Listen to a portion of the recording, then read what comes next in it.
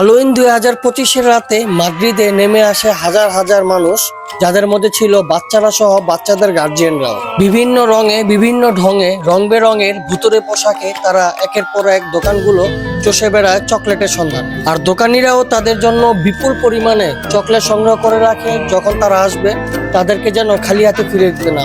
আর এইভাবেই সন্ধ্যা থেকে ধরে রাত পর্যন্ত চলে তাদের চকলেট কালেক্ট করার মহাযজ্ঞ। এরপর পরই তারা সকলে এলাকা থেকে বেরিয়ে যায়, নিজস্ব এলাকাগুলো থেকে বেরিয়ে যায় সোলের দিকে। স্পেনের রাজধানী মাদ্রিদের 0 পয়েন্টকে বলা হয় সোল, আর সেই সোল নামক প্লেসটিতেই উদযাপিত হয় ছোট বড় সকল ধরনের প্রোগ্রামগুলো।